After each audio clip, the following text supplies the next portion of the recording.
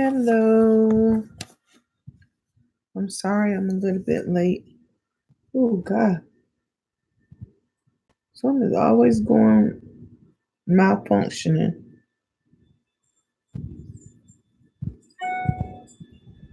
All right.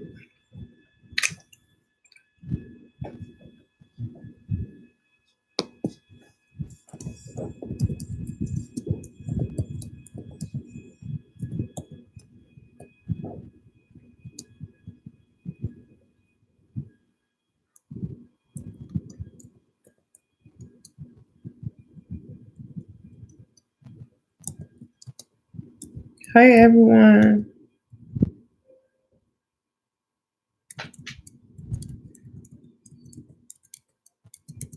I'm trying to get it where I can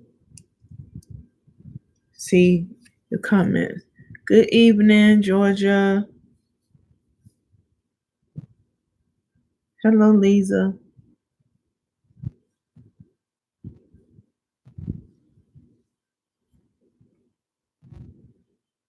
Hi, Deborah.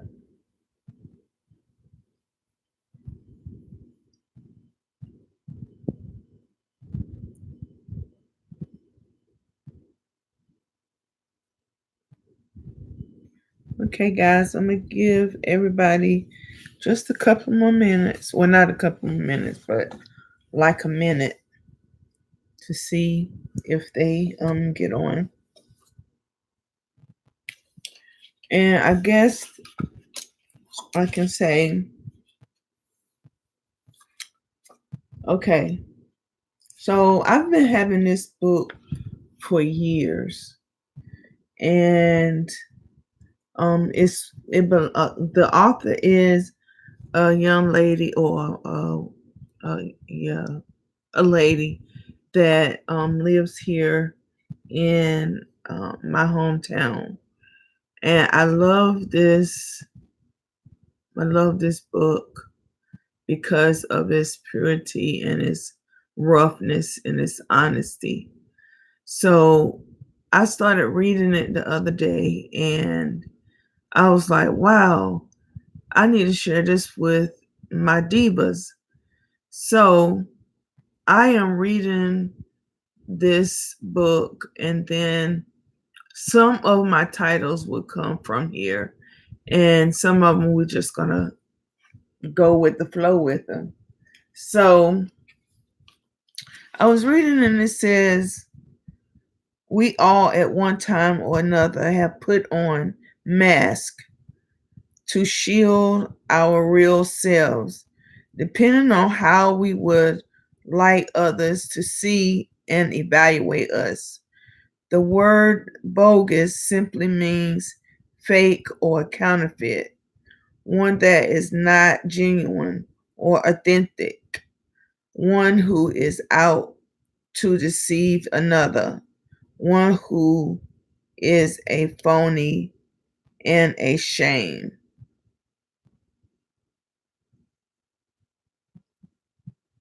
And UnBogus is a word that she coined. She what you say, coined, because it's really not a word. But so on that note, that's what I want to talk about.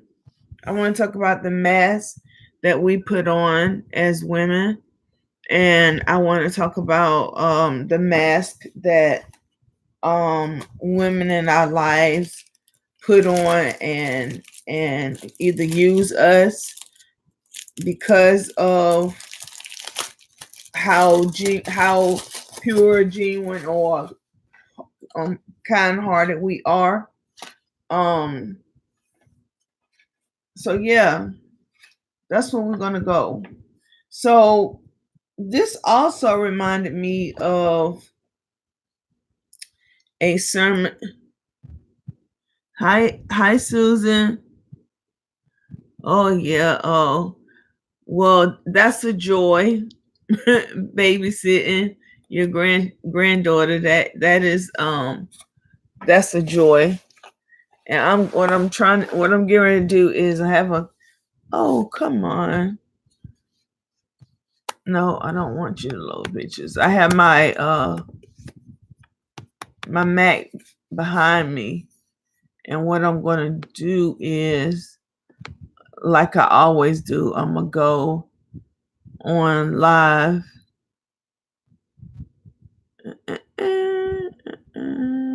Oh, here it is right here. So that I can see the comments good. And let me turn this down. Okay. So now I can see them.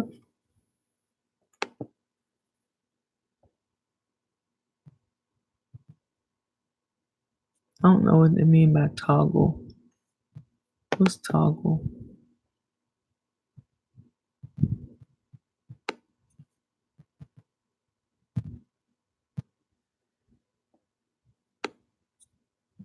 Uh-oh. So Susan, Lisa, Georgia, Deborah. Okay. Let me get down here.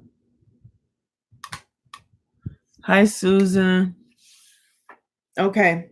So I know Renee gonna come on soon, not unless she's sick or something. But we're gonna keep going. And I'm going to paraphrase what we're talking about. We are talking about mask that we as women put on to either cope with life, get through life, live life, or conquer life. I know that will sound crazy, but let me give you an example. Okay. When I first started working with Department of Corrections, I worked at a youth center, and they tell you all the time, don't tell inmates any of your business. So when you go into work, you have to put this. I put a mask on.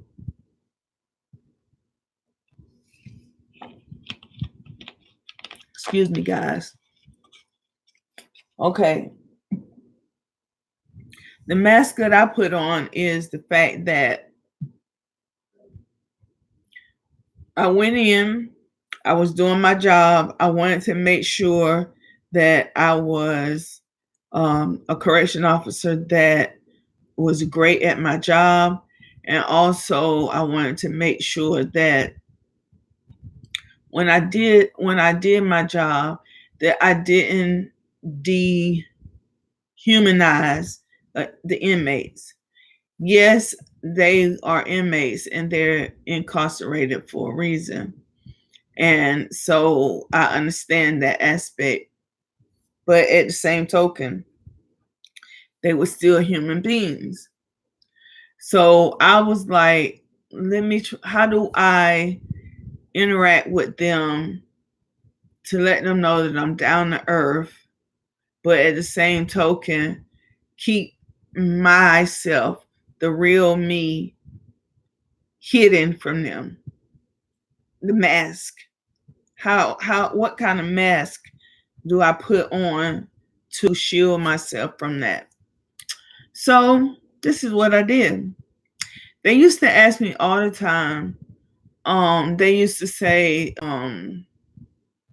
Miss G, because I was a Gibbs. So they didn't ever call me Officer Gibbs or whatever. They call it me Miss G. They call me Miss G. So they said, Miss G, what kind of car you drive? At the time, my car, I was just starting out and everything. And I think I had a Ford Tempo. It was a 5-speed. But I told them I had a BMW, that it was silver in color.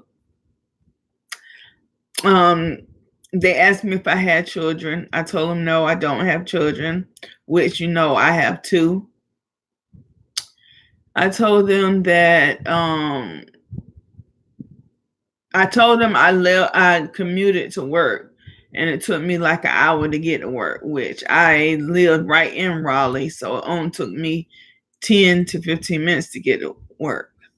And so the mask that I put on when I was in there was I was this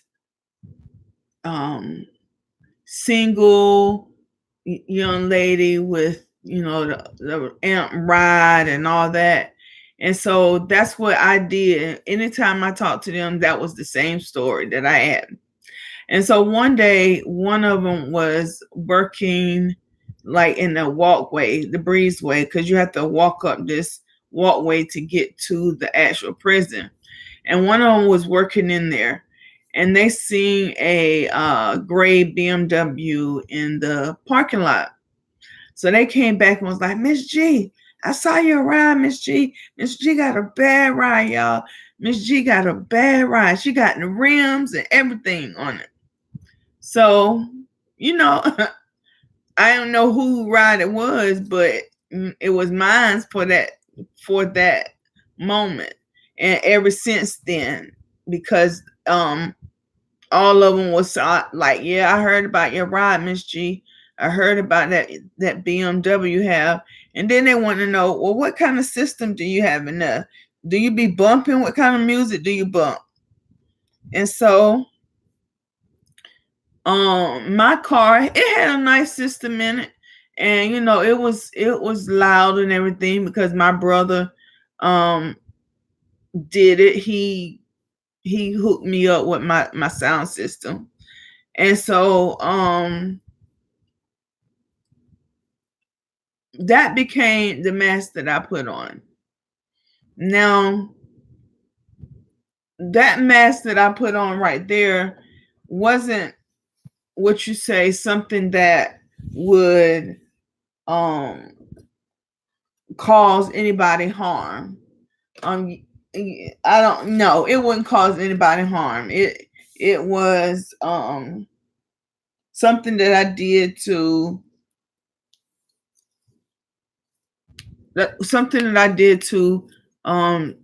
continue with my job. So let me see what I have down here. We all at one point in our lives have dealt with this type of person, the bogus person. Whether it's internal or external, we have to use discernment to know which person we are showing the world or tell what another person is showing. So what I'm just saying right there is that you have people in your life that are there for a purpose. All of them are in your life for a purpose, and that purpose could be to help you or tear you down. Now the person that's in your life and they tearing you down, they may not even know that they're doing it. But you have this mask on because you don't want to hurt that person's feelings, or you have a mask on because you can't see what's right there in front of your eyes and what's going on for you to say, hey, this is enough. So you have people in your life that are there because they are genuinely caring about you and they want to see you succeed in life. And then you have that person that's in your life that says they want you to succeed and want you to have this awesome life. But at the same token, they're always talking about you behind your back. They always are saying, girl, no, you shouldn't do this, and girl, no, you shouldn't do that. Guys, I know it's only like 5 of you up here, but can y'all please hit the like button right quick for me? It would mean a lot. So you have to have discernment on which person you are dealing with in your life. And at the same token, you have to see if the mask that you're putting on is the correct one. Is it projecting genuineness?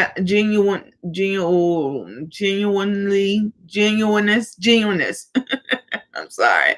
Is it doing that, or is it showing uh um a user or a abuser? So sometimes we don't even know that we are harming a person. Like I always say, I know you guys know that I say that I had two best friends. One was KP and one is Peaches. And KP just recently passed away. Peaches live in South Carolina. And so I'm very, very protective of Peaches. It's like I don't want her to have other friends. And it sounds kind of childish and it sounds funny, but I am a very closed in person. I'm an introvert. And so I don't have a lot of people that's in my inner circle. And so she posts a lot on Facebook, and she posted this picture of her and this young lady, and she was like, me and my bestie. And so that kind of like hurt, because I was thinking that I was her best friend. So I replied, I thought I was your best friend. So she was like, I had three best friends, but you are my best friend. So I started laughing. And um y'all know I go through a lot with depression and everything. And my therapist says that I need to find somebody to talk to so I can share what's going on in my life with. And so the only person that I feel comfortable with talking to, other than my husband, of course, is Peaches. But I don't want her to have to put on the mask of I'm enjoying her. I can't wait to see her. I can't wait to talk to her. Because I am overprotective or overbearing. I don't want that. I always says, I tell my therapist, I do not want to be the friend that is always bringing the other person down, always bringing negativity to the relationship, because that can hurt a relationship more than it can build it, because she can be pulling away from me, and I can still be thinking that, we're still tight. So she I don't want her to have a mask on, and I don't want to be one to put a mask on either. So we have to have discernment on which one we are and which one is the woman that's in the women that's in our lives are. How many of you guys have that friend that is always complaining, that's always got something going on? um they always want you to give, but they never give in return. They can borrow from you all the time, and whether it's money or clothes or food or whatever, and as soon as you need something, you go to them and it's, girl, I ain't got it. But I can't let you wear this, or I just made enough food for me and mine. So what, I've known women like that, and that kind of burns me up, because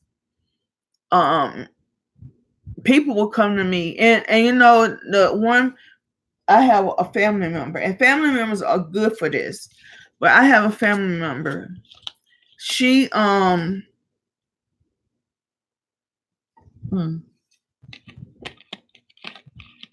she she'll always say, Ida, do you have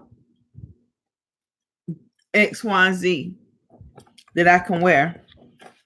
And she know I have it. Lisa says she have a friend like that, make her seem needy and selfish. Yeah.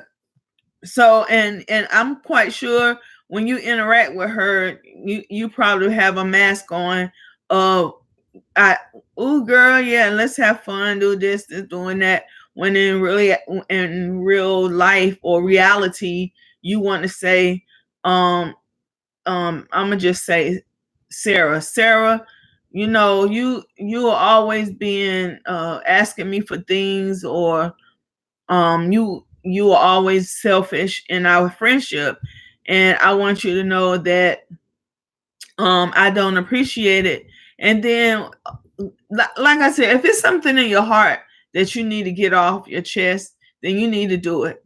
And if Susan or Sarah, if Sarah is a true friend, she will understand, and she would be apologetic to you and say, I'm sorry, I didn't know I was like that. Or she gonna blow up. You think you better than me. You think this and you think that. And then that person is not your true friend. You can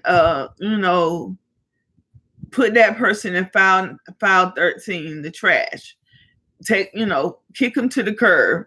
And I know it's hard to do that because you may have been friend with Sarah for so long. So make sure that you know what type of person that you are allowing in your inner circle, that you are allowing to be a part of your life. You want women around you that's going to uplift you, that's going to praise you, that's going to help you reach your goals that you have in life. And it's not just women, your partner, the person that you share your life with, your intimate side with, they need to be that same type of person. And it used to hurt me because my husband would say, you're against me, you're not for me. And that would hurt because in my mindset, I was doing everything I could, or doing everything the right way. But in his mindset, he didn't see that. And so that's another mask that you have to um um see, or what's the word I'm looking for? It's on the tip of my tongue. Another mask that you want to recognize, but that's not the word I'm looking for. Another mask that you have to recognize, and you have to that mask is understanding what someone sees at that you are the energy that you are giving off to that person versus what you're thinking.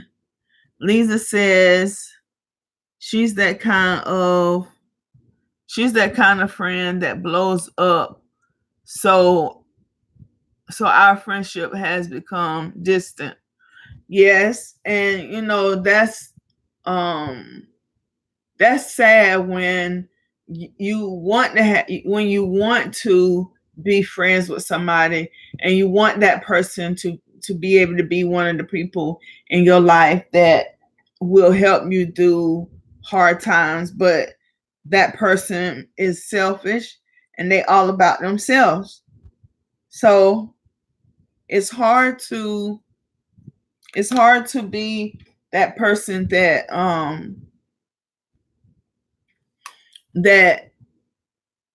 just let that friend blow up and say, "Oh, that's just this," or that's just that. My daughter would say about my foster daughter. My biological daughter says about my foster daughter. I always used to say, "Well, I'm not gonna say my foster daughter name again. Y'all know her. I'm gonna just use uh Sarah. But I use my biological daughter name. Kiosha will always say that Sarah, I allow Sarah to get away with a whole lot. And she will say, Mom, you always say, well, that's just how Sarah is. Sarah didn't grow up the way you did. Sarah has had hardships that you don't have. You always say, Mama, you always make excuses for Sarah, and that's why Sarah keeps doing or going the way that she's going. So, with that instance, the mask that I have on is um inequality, and um I guess I said shelter, the mask of shelter, or oh, I can't think of the word that I want to say. If y'all understand what I'm saying, then y'all tell me what word I should put here, because I always knew Sarah had it hard. Sarah biological mom wasn't really in her life at the crucial point of her life that she needed her to be because of illnesses. I'm just saying that illnesses. And Sarah was with her grandmother, and her grandmother was pretty much a pushover for Sarah. Sarah would talk to her any kind of way, but the grandmother would always do for Sarah because that was her granddaughter. And so how I became Sarah's foster mom is because her biological mom was not in her life, and her grandmother really couldn't control her. And so I was asked if I could take her and help her. So her grandmother lived right down the street from me. So she spent some time with her grandmother, and she spent some time with us. And I was the only one that could calm Sarah down. So anytime Sarah was in an uproar, her grandmother would call me and say, Sarah is down here cursing and carrying on and calling me out my name. And so I would go down there and I would say, Sarah, come on, let's talk. And I would treat her like my equal. I wouldn't go in with her saying, you acting stupid, you acting crazy. I will at some point say to her, you need to stop being acting. I always say acting because I don't want my children to say that I said that they're stupid or they're crazy. And when they was growing up, I will always emphasize, why are you acting like you don't have common sense? Because I know you do. And so we as a parent have to realize that, of course, the mask that we put on is to protect our children and to make sure that they live a abundant life. And sometimes we as parents forget that our child needs us, and we turn into that person that is always working, always on the go, never really have time for your child. And so I know that when I was working, when I first started out, my children would always say, Mom, why you work so much? Mom, we don't never see you, Mom. And that would hurt me because we rotated either 3 days working, 2 days off, 2 days work off. However it was, you work Monday, Tuesday, off Wednesday, Thursday, work Friday, Saturday, Sunday, off Monday, Tuesday, work Wednesday, Thursday, off Friday, Saturday, Sunday. So it went around and around and around like that. And I always try to make it a point that on those days that I'm off, I normally would take either a whole day just for me, so I can regroup and wash off all the lies and impurities and stuff that I put on when I was inside the prison. And then the other day or other 2 days that I was off, it was always spent with my children. What do you want to do? So I was trying to make sure that I showed them that I truly cared and loved them and always want to just do better for them. So we were always, every June when they got out of school, we always took a trip. Majority of the time it used to be Kings Dominions, but when we would go to Kings Dominion, we would be there for a whole week, would be in Virginia the whole week. And we really didn't do anything. They was at the pool at the hotel. We would go to Kings Dominion twice in that 2 weeks. But the rest of the time they was at a hotel and they wasn't really what you say having fun. So we changed our annual vacation and we went to Myrtle Beach. And we always stay on the strip. We always stay. I always made sure that I showed my children the finer things in life. That you can have the same thing everybody else have. You just have to put your mind to it and achieve it. And so I will always show them. And when I say show them, that's a mask. I'm showing them the true whatever topic I'm talking about that mask that I put on, so or that I've taken off. So I've showed you the mask of the mother, of the correction officer, of the friend, and so I'm still on the mask of the mother. So I would always take it was my cousin at the time. I will always take her with me so that I can have that time that I needed to relax. So I will go out with them, go to the strip and whatever, and spend some time with them.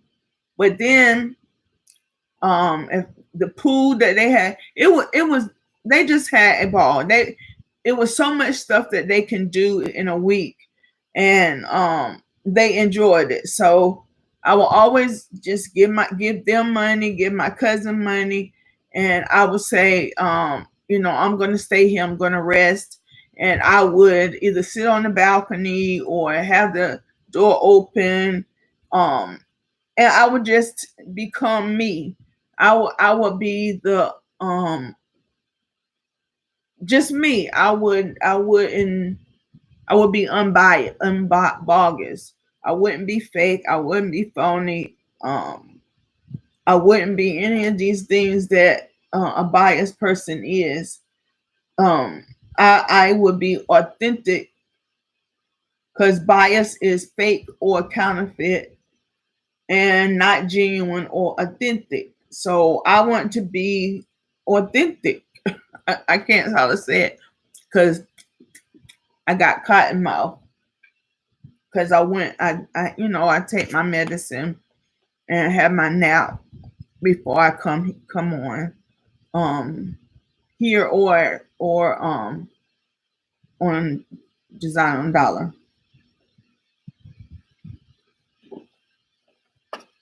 So you have to try to figure out what mask you are putting on, what mask you are portraying to people, and how you come off on them, and making sure that you are not that person that is fake, that is phony, that is this gnat is bothering me, that is fake or phony. Because even with you, Lisa, and your friend, You have to put on a mask of that is not authentic, that is not genuine.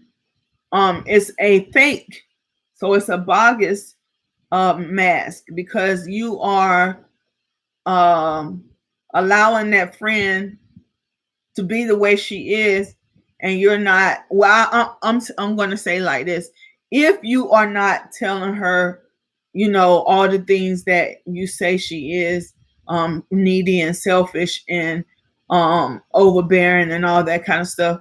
If you're not telling her this, then you're not truly her friend either, because that saying that friends don't allow friends to drive drunk, I take that as not just that, but friends don't allow friends to act selfish and needy, um, you know, when they don't have to be. So I take that friends don't allow friends to drive drunk. Literally, I put that up in my friendships. So that's why I always say I don't want to be that friend that is always asking for either asking for time, asking for sympathy, asking for um the answers. I don't want to be that friend. And I told Peaches that. I told her, I said my therapist said that I need to open up and talk to someone. And I said that I told her the only person that I would open up to would be you. I said, but I don't want to be that friend that's like that. And she said, what do you mean? You don't want to be that friend that's like that. Deborah says, oh Lord, you hit the nail on the head going through that with my neighbor, and it's working my nerves. Georgia said, you're so right, Ida. It's where it. Whew, if we're not telling our friends the truth, then we are not truly friends. Our friends will tell you the truth, whether it hurts or feels good. That is correct. And so that's what I was telling Peaches. I was like, um, my therapist said I needed to do this. I said, but I don't want to, because I don't want every time you see my name coming up on your phone that you either ducking or dodging or not answering it because you feel like I'm going to have something that because you put all that on your friend. That's heaviness. That weighs the person down. That messes with a person mentally. It messes with a person physically when you are constantly, especially if you're living with that, especially if you are living with that, ladies and gentlemen. If you are living with the person that continuously brings you down, um, doesn't have anything good to say to you, um, not saying that they say, bad things or hurt you or anything, but it's also a thing where you need we as people need reassurance, but at not the type of reassurance where um it becomes to the point where that person is giving all the time and not receiving. So okay, when I say that, as far as your relationship is concerned, let's go with a husband and wife. um I'll say me and my husband, we are opposites that attract. And so I used to want to do things with my husband, but at the same time, I didn't know how to do those things. So, and I know that I'm a talker and my husband is not a talker. So, um, I recently, my husband likes to play Texas Hold'em and I don't know what's the other one called? Five, whatever it is. He liked to play poker. And so I know a little bit about poker. So, last night I was like, "Babe, come play poker with me. Come teach me." So now we have a standing date on every Sunday night to play poker and get to know each other and not be that person that don't understand who you're laying next to. You, oof, oof, oof. Ladies, let me tell you, I have, let me see. Ooh, let's see. Deborah said, I just don't want to hurt her feelings. Deborah, I understand you don't want to hurt her feelings, but at the same time, I know it has to weigh on you. I know you worry sometimes when you leave that friend, you have a headache because you're holding back what you truly needs to say. And if she's your friend, then she is going to understand what you're saying. Hi, Renee. How are you doing? We are talking about the bogus and unbogus person, the mask that we put on as women or as individuals, the mask that whether that mask is genuine, is fake. We're talking about right now the marriage or relationship that you're in, and the mask that each one of you put on in that relationship. Oh, and I was talking about my husband and I. So I would, until recently, my husband likes football. He likes Miami Dolphins. I like basketball because I play basketball, but I really like, track and field events. So this is one mask that I used to put on all the time because I used to pretend that I was enjoying watching the football game or whatever. But it was a twofold thing. One, I was putting on a mask that, oh yeah, I'm happy doing this. But at the same time, I was getting a reward out of it because I was getting the time that I wanted. Lisa says, you have to tell her how you feel, Deborah. You have to be fair to yourself first. Yes, that is correct, because you can't keep allowing things to hold you down and weigh you down, and not being able to get that off of you, not being able to be truthful with her, because I'm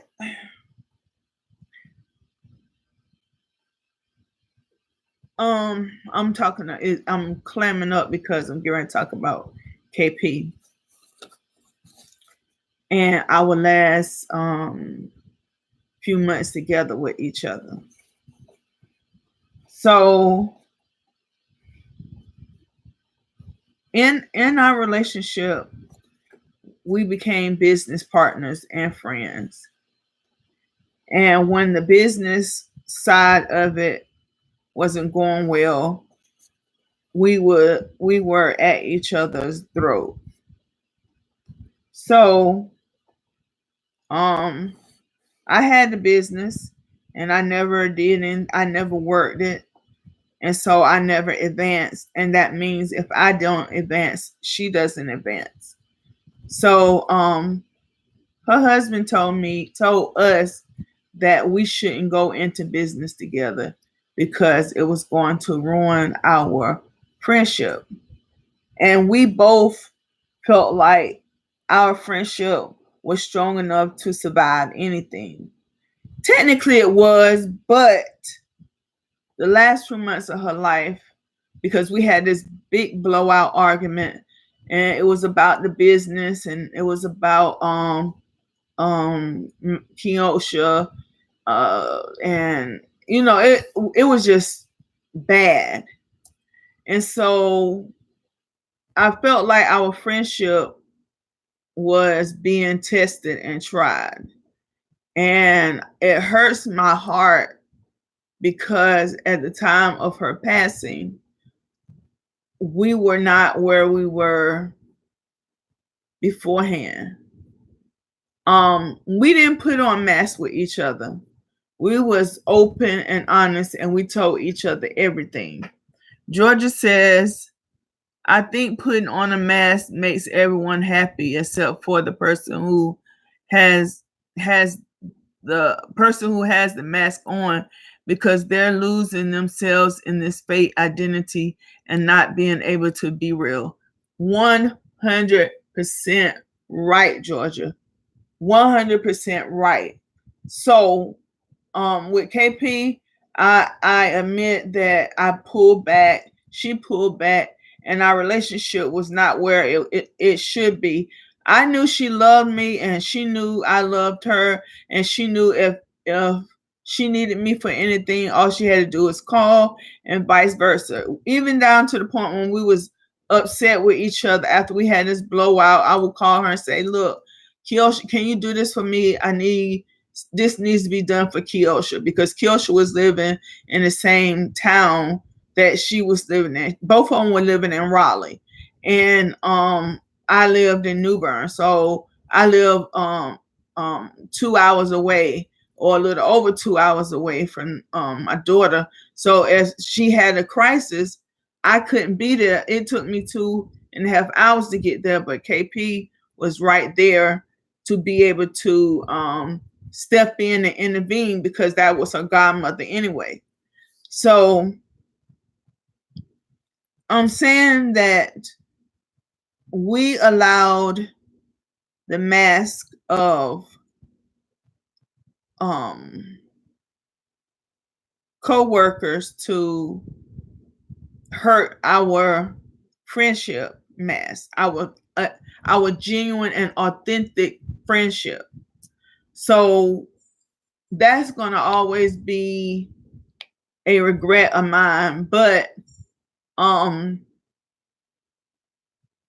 know she loved me, and I know I loved her.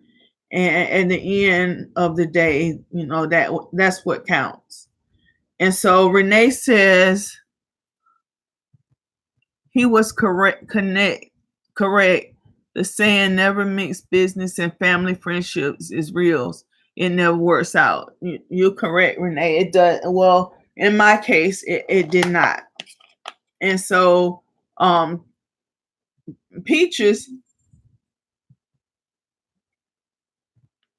has her own business, and she want me to come in and work with her.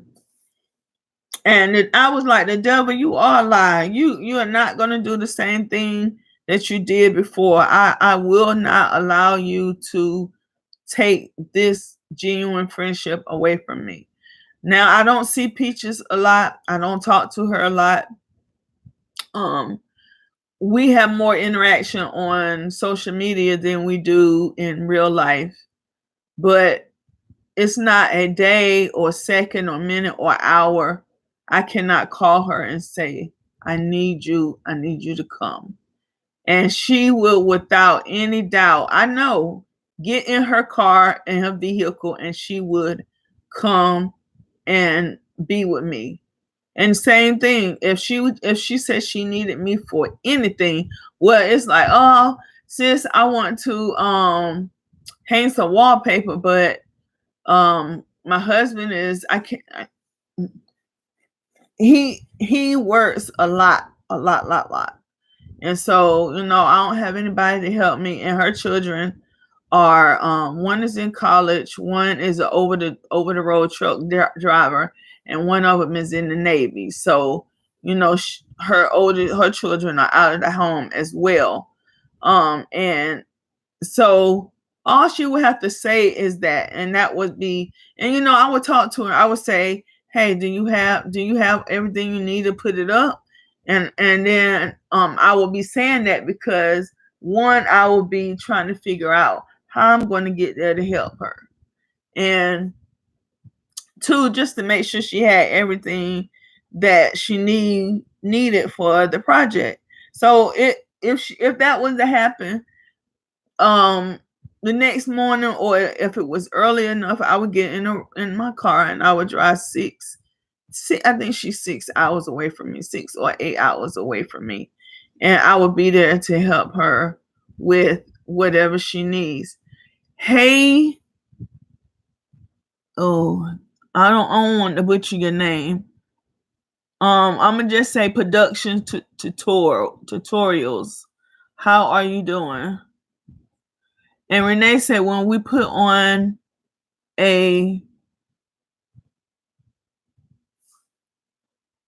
I can't see what that is. When we put on I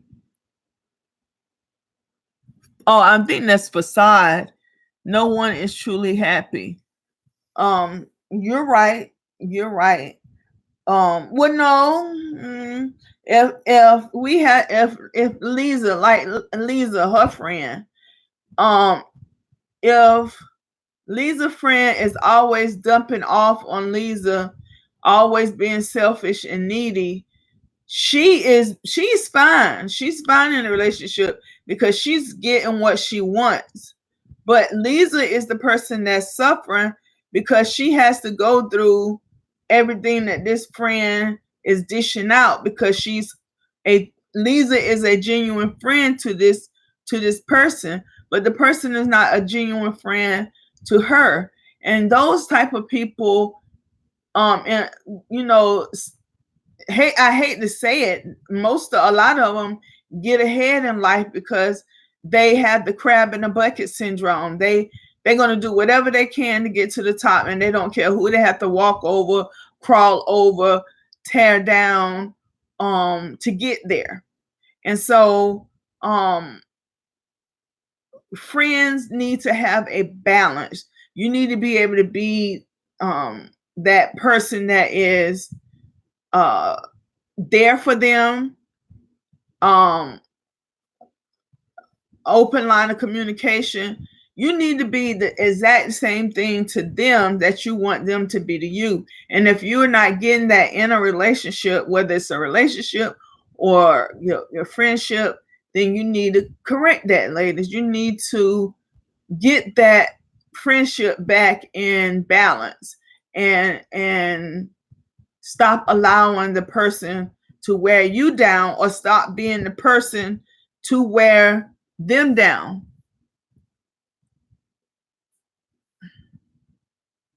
Oh yeah, I was trying to see. It looked like I thought Renee had said something else.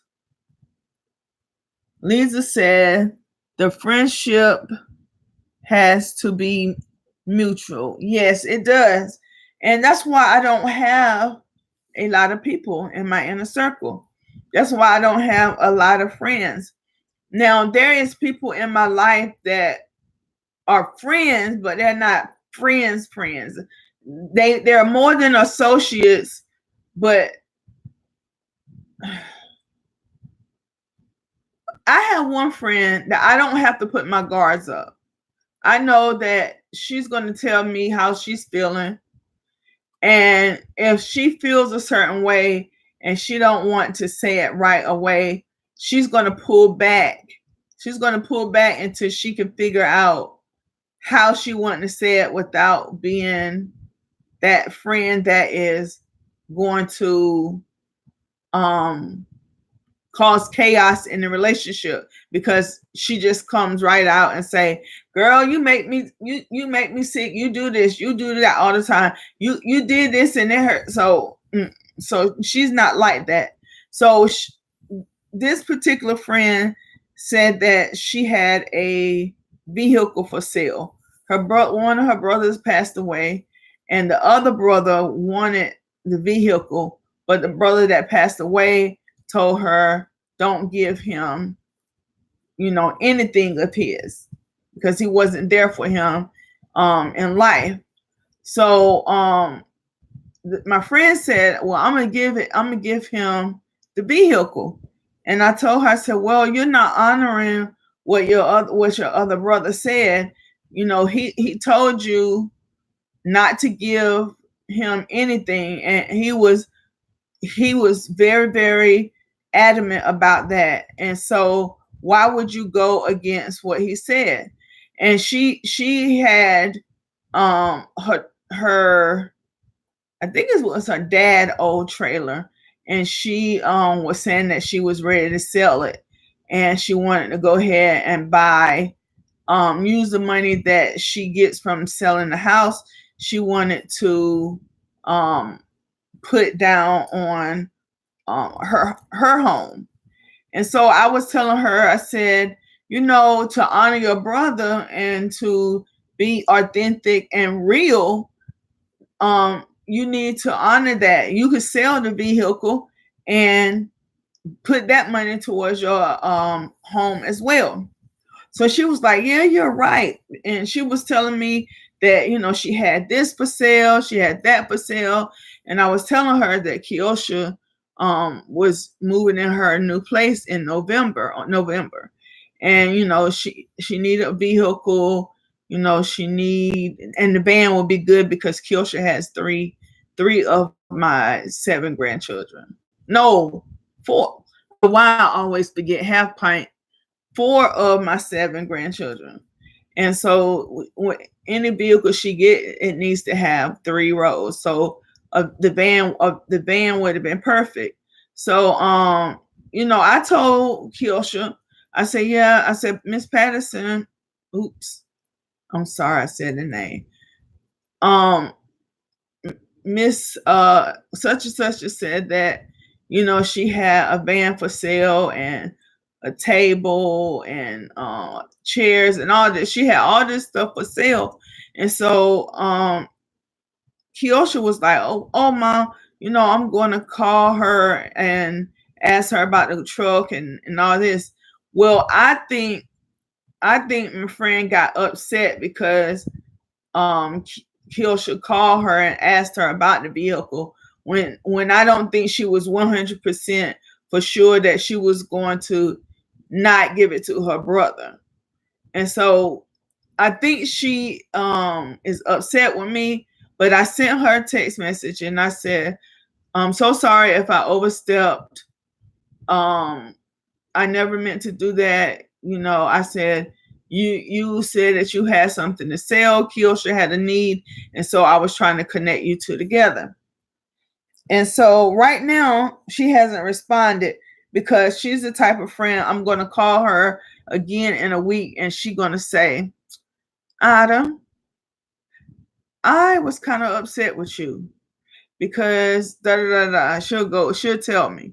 And so that is, I guess you would say she's a true friend, but she's not one of those friends that I will call and spill everything to.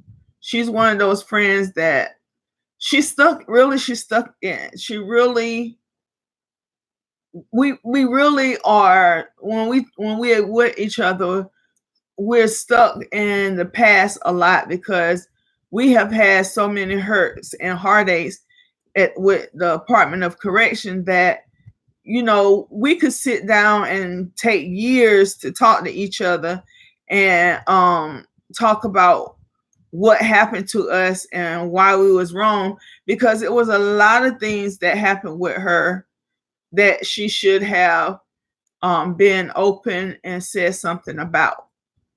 But anyway, the whole thing about that was to always okay, Georgia said she had to go eat dinner. She enjoyed the topic today. All of you have a great evening. Ada, thank you for sharing your story. I love you all. And she said, everyone, please give a thumbs up for tonight's Divas Talk. Yes. And also, again, guys, we have a cup that's been made.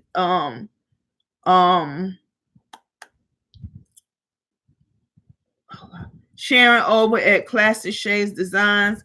She makes these, and I show you guys the pictures that I drew, and each one of the ladies have a divine, inventive, victorious, achieved, and we are sisters. And so I have one more picture to draw, and I'm drawing it now, and I'm going to send that to her, and she's going to add it to the final cup. But she does have these cups, and you are a diva regardless of whether you want to be on Divas Talk Time all the time. I think this would be a great cup for you to carry around for the winter, because it holds the heat and it holds the cold. I had this ice in the contain my cup since early afternoon, and it still is like always full of ice. And so it kind of reminds me of my Yeti cup, because I have a Yeti cup that's like this.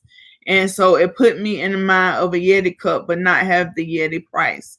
So if y'all want to order one of these cups, go ahead over to Classic Shades Designs, and email her and say, hey, I'm a member of Divas Talk Time, and I would like to get one of those Divas cups. And I think you guys will enjoy it. And I think, when you carry it to work, you're gonna have ladies looking, and they're just gonna see the word divas, but they're not gonna understand, and then that's a conversation you can talk to them about what divas stands for us.